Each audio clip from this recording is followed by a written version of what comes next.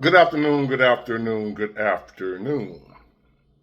Today is Monday, February 17th, 2025, back with another episode. Thank y'all for tuning in. I really appreciate it. And I hate to say, but then I don't hate to say, because I'm going to say it. I told you so. I told you so. First, before I go any further, I want to give a big shout out to Lisa Luke. I want to thank you for this information. I appreciate you. Don't you stop. Thank you, Lisa Luke. Thank you to everybody who else supports this channel. People who support original content, because this stuff is hard to do. There's a lot of times I want to take the easy route and get 100, 2, 3, 400,000 views, just stuff I see other people doing. But I'm going to do it my way. And I'm going to let it grow slowly. At some point in time, there will be appreciation for original content creators like myself.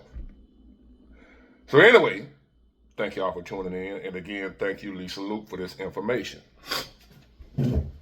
And once again, I'm going to say, I told you so.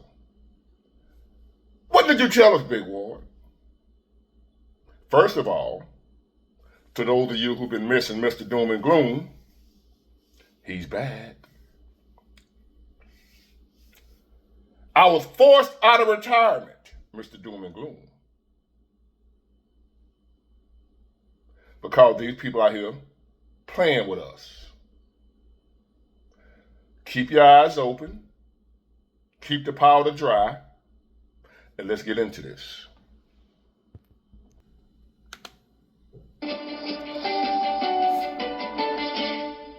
The first person diagnosed with Ebola in New York City. The mission is to find anyone who came into direct contact with Dr. Craig Spencer. And health experts there are stressing the risk of other infections is low. But they're not taking any chances. The opener's Erica Tarantel monitoring these new developments coming in overnight. Erica? Emily, Randy, right now officials know of 3 people who had contact with Dr. Spencer, his fiancée, and 2 friends now in quarantine. The 33-year-old, who had been working in Guinea with Doctors Without Borders, arrived back at JFK Airport a week ago after traveling through Brussels. He took his temperature twice a day since then. City officials say he felt fine until Tuesday when fatigue set in. Wednesday night, still with no fever, Dr. Spencer took the subway to a bowling alley in Brooklyn and an Uber car back to his Harlem apartment. Thursday, he awoke to a 103-degree temperature and nausea and called authorities. I am surprised that he was allowed to come to this apartment building from where he was and from what his exposure was. We've been preparing for months for the threat posed by Ebola. We have clear and strong protocols which are being scrupulously followed. Dr. Spencer is now in isolation at Bellevue Hospital. Health officials say it's very unlikely Ebola could be caught on the subway or by sharing, say, a bowling ball. The virus spread through bodily fluids, dies quickly on dry surfaces. Health investigators are retracing all of Dr. Spencer's steps to identify anyone at potential risk. Emily? Okay. Now let me explain to y'all my theory of how this is going to go. They're going to downplay it. Nothing to see here. Nothing to see here. It has a very low chance of spreading. Y'all do know that, right? I'm not Nostradamus. I'm not a psychic. But I can predict to you going forward how they're going to play this. For some reason, I believe, as the man said, I don't understand how they allowed him, knowing the area where he just come from. Once upon a time, they would keep a close eye on you when they know you come from these places. Now they just know you've been to these places, like they're encouraging you to go and come on back in. Take your temperature. Make sure you're all right. Take your own temperature. We ain't got to check you and keep an eye on you before we let you get back out in society. Sounds to me like there's somebody allegedly that want this type of stuff to happen. Allegedly. That's my theory. I have no proof. All I know is I told y'all we're not done with the outbreaks and different things and the economy tanking and people getting sick from all types of strange illnesses and known illnesses and tuberculosis. Guess who's back? Mr. Ebola. That's something you don't want. But trust the government. They said, you heard them, that's a very low possibility. Very low. They know this, but somehow they didn't know the doctor had it until, now they got to go track. Really. Now they got to go backtrack where he been instead of watching before he went anywhere. Knowing he's a doctor and he went over there in that area, that's what he over there doing, treating people. Quite naturally, he going to be exposed, but we don't need to watch him. Come on in, come on back. We know you've been over there where the cases are high, because they got an outbreak over there. How convenient. You think they didn't know where he was and what he was doing? They just told you where he was and what he was doing. You think they just found out? They already knew. Allegedly. Coming from Big Boy, just my opinion, YouTube. I ain't got no proof. I just got common sense. I told y'all so. They ain't through with us. With these, they're not through. It's only just beginning. I told y'all a couple of months ago, I feel 100% now. I was sick by the month, didn't know what it was. They couldn't tell me, every test negative. I'm knowing I'm sick, and there wasn't no cold. Can any of y'all relate? But wait, there's more.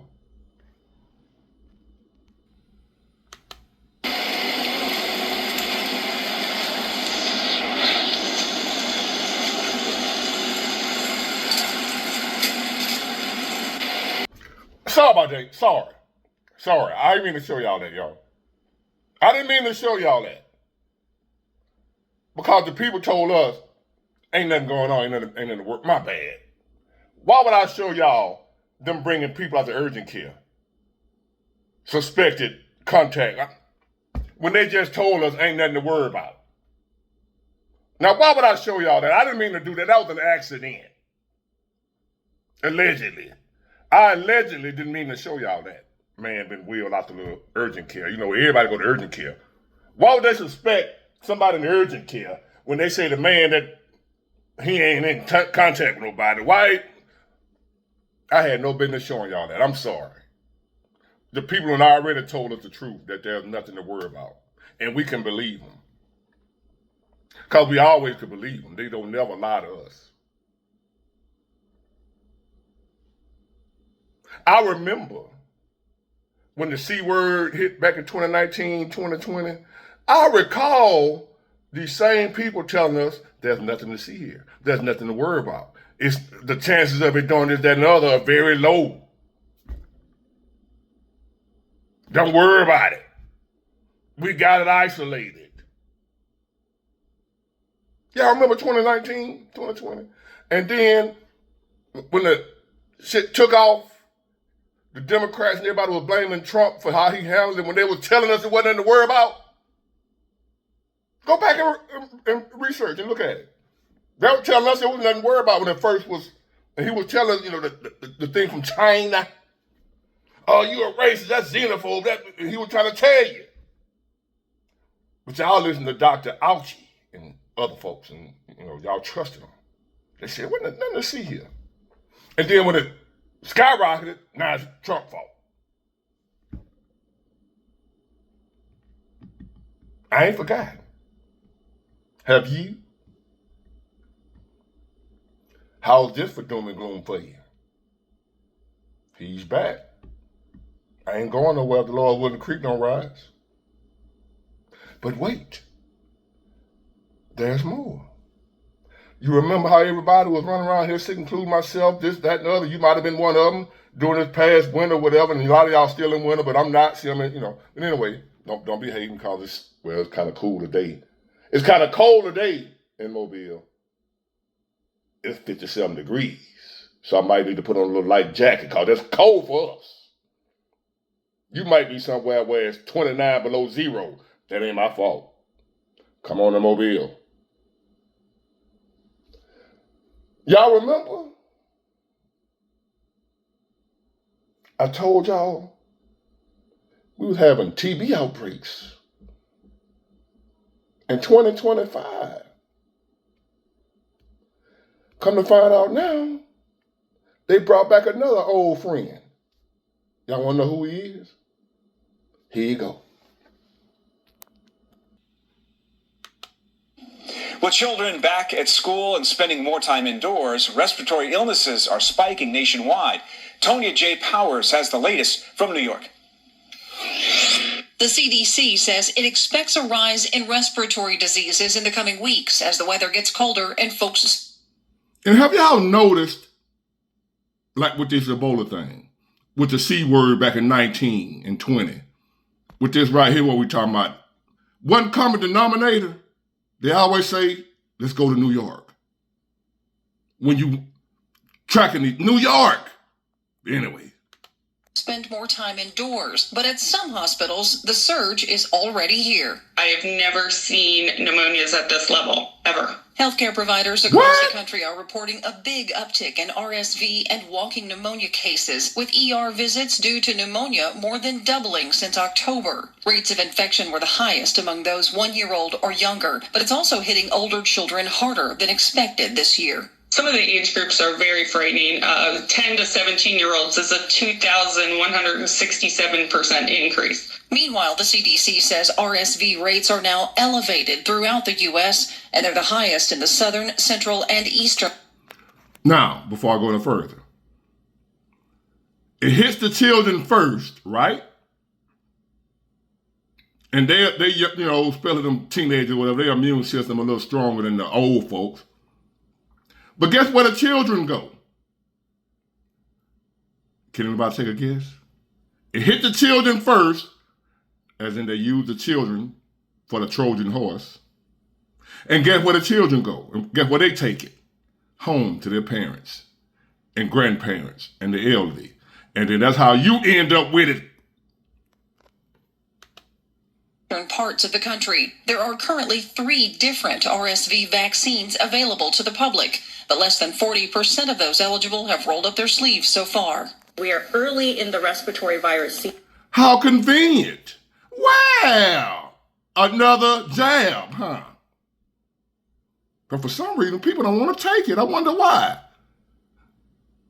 Oh, we got new illnesses out here. I guess I don't know. I'm not a scientist.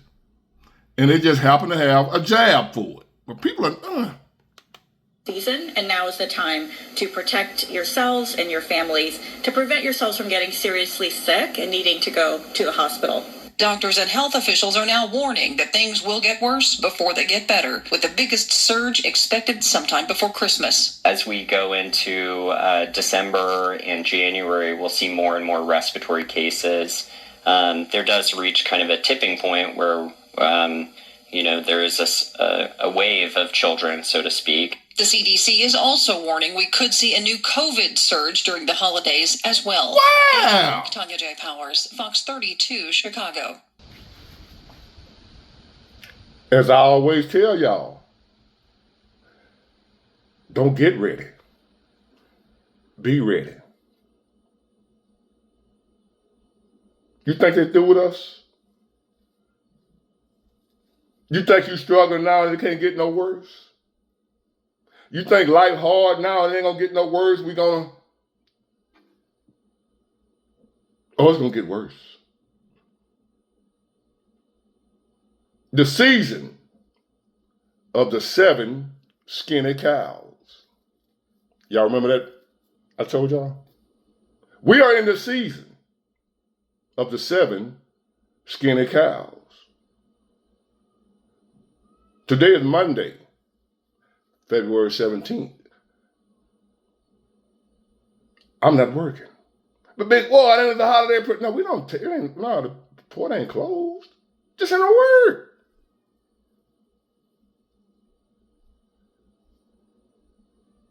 The season of the 7 skinny cows. In the last days, wars and rumors of wars, famine across the land.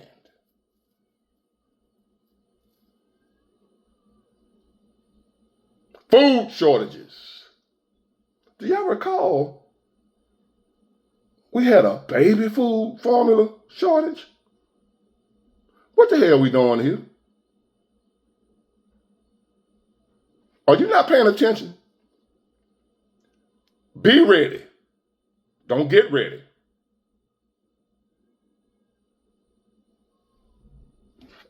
They got some up their sleeve for our ass. Allegedly.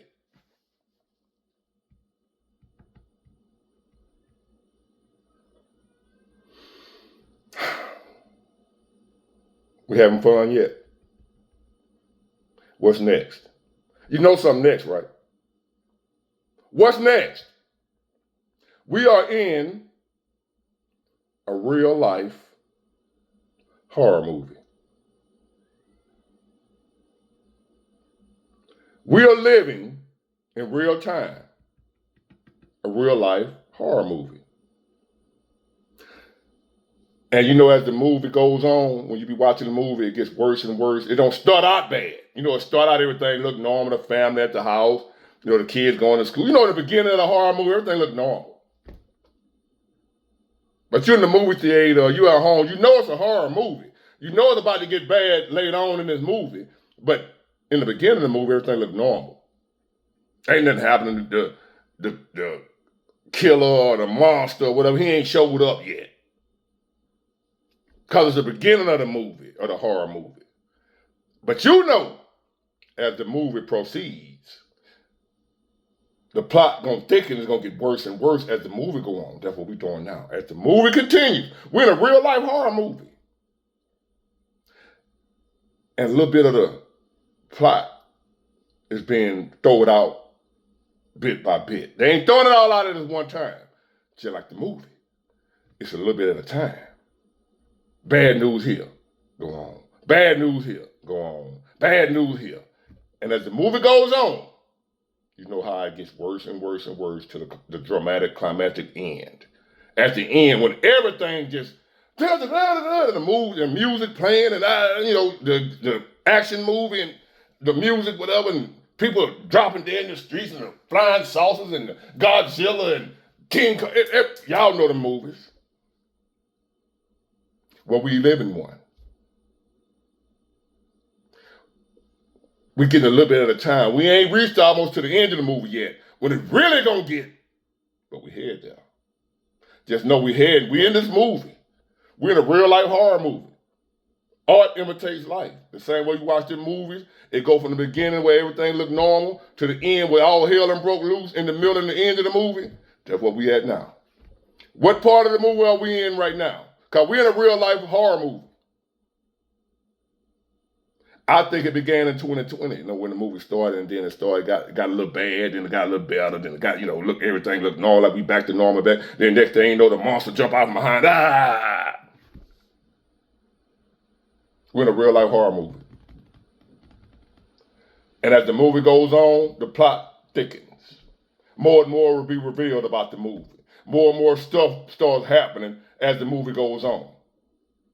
And that's what's going on with us right now. As we continue on with this movie called Life, that's ended up being a horror movie instead of a comedy, a feel-good love story that was what we would have hoped it would have been. Life ended up being a horror movie. We are in a horror movie. And it's getting closer to the end. And the closer you get to the end of a horror movie, y'all know what happens. It gets worse. Things start happening fast and fast and fast. Hey, Have a nice Monday. Got it good. Bye.